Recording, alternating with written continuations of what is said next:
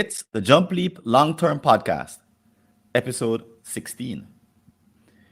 You're starting a fresh strategic planning effort, but you're concerned that executives are not doing enough to engage their stakeholders. From past experience, you know that plans can fall on their face once they are announced. But what should be done to ensure effective post retreat implementation or post offsite implementation? You've heard a number of ideas, but will they fit into the culture of your company? It seems to involve more than just completing a successful retreat, printing out a bunch of copies of a document, sending them to everyone, and then declaring victory. Ha ha ha. You need your own approach to engage stakeholders, or you risk the whole thing becoming a wasted exercise.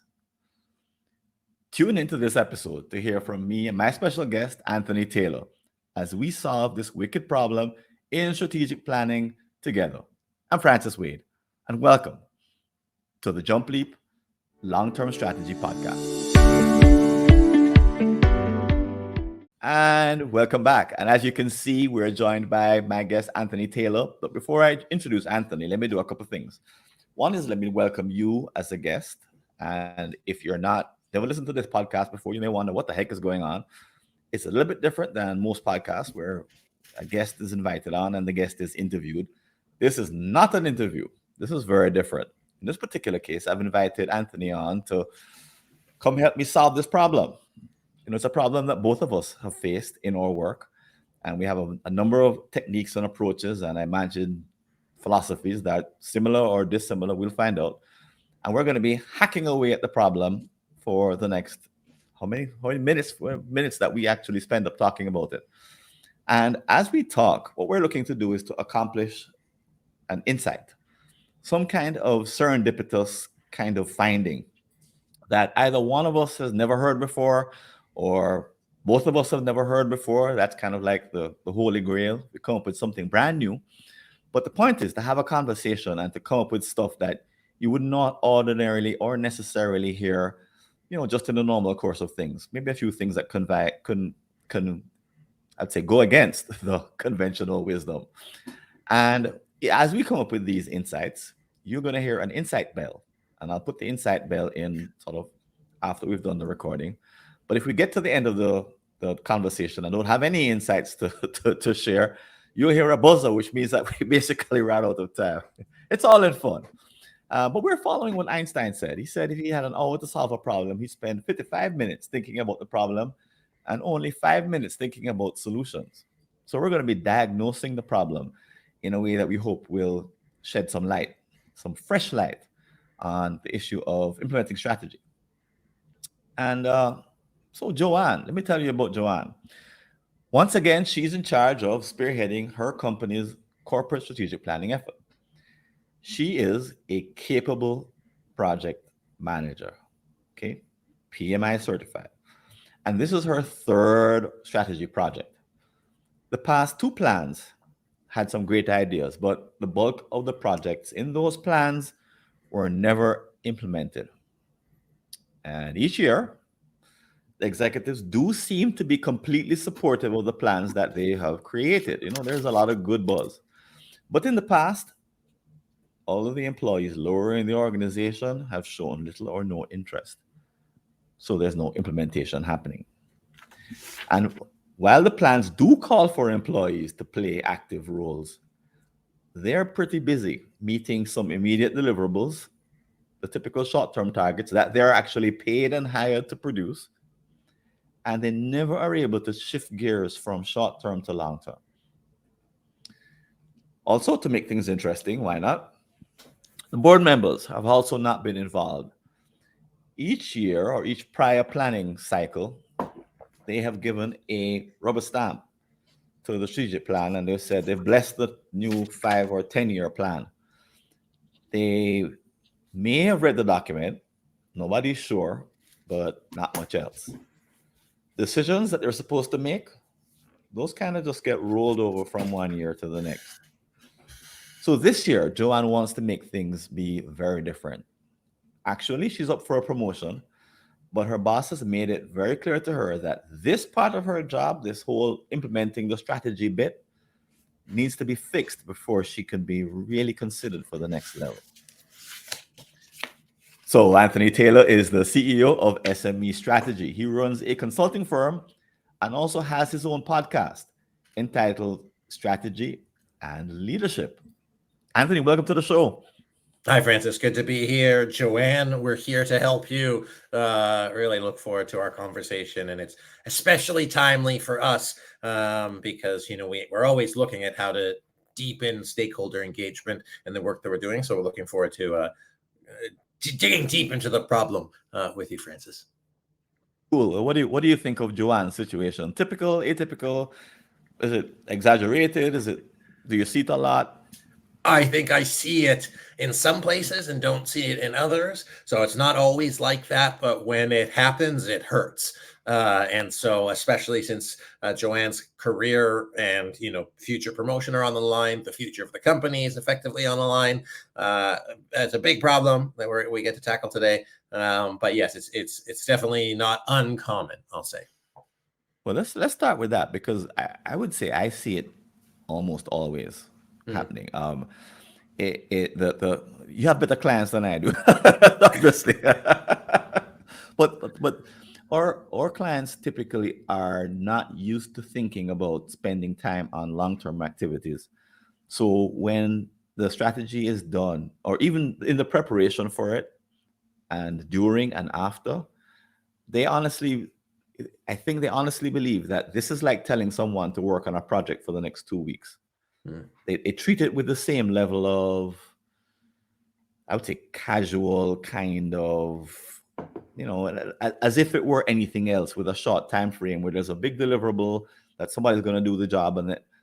But it seems to me they have the wrong mindset. So I see the problem often, but you're saying you don't see it that often. You see some who are.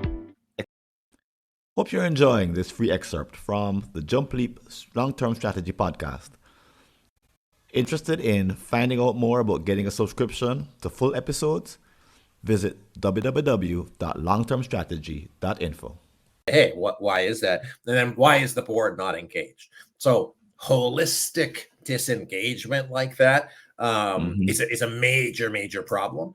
And then what I would say kind of more frequently is, you see it at different levels.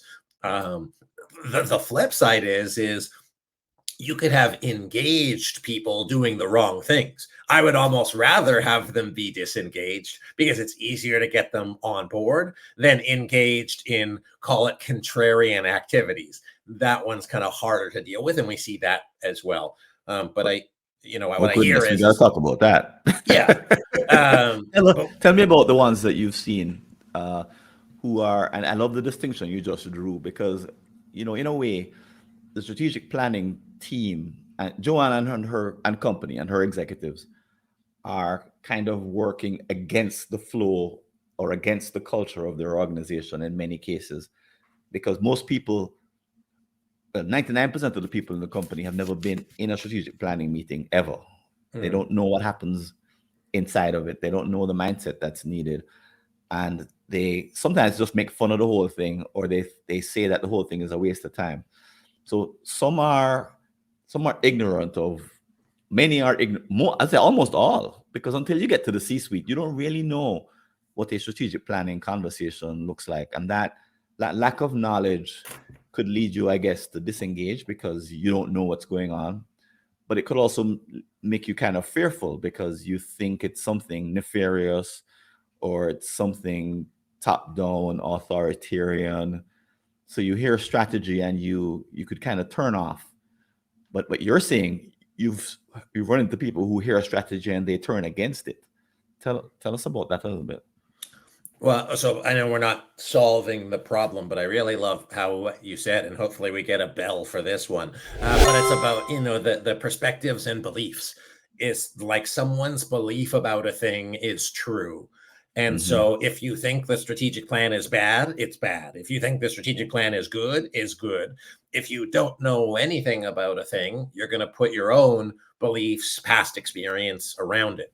We call it kind of the curse of knowledge. You could have been at a previous company where there was a strategic plan that happened and then a bunch of people got fired. They could be totally unrelated, but you're putting those two together. Or, you were part of a strategic plan and the last time it didn't go well. Therefore, this time it's not going to go well. It absolutely has no bearing. But if that's what people think, then that's true. They could also say, oh, strategic plan, I'm going to look up strategic plan, and therefore I know what strategic plan means. Whereas your organization could have a totally different context, a totally different perspective, a totally different methodology, but they're filling in the blanks. And so, Joanne would be well served at, just checking what is the alignment. And I think that's, part of the, JumpLeap kind of methodology, or at least thinking about it, is being curious about where people are at. Yeah. And I also imagine that people like you or I, SME consulting, or someone from framework consulting, we walk in and people go like, huh?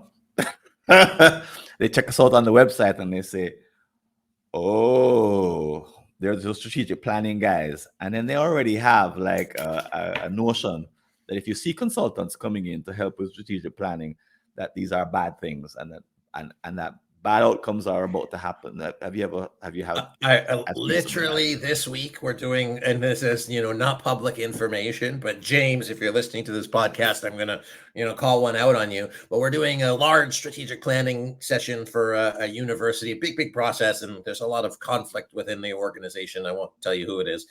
And we're doing this session, one last stakeholder session. We've had 11 of them so far. We're doing our 12th one, and we're providing the opportunity for these folks to contribute. So we are, along with the university, saying, we want to hear from you. We know you have concerns.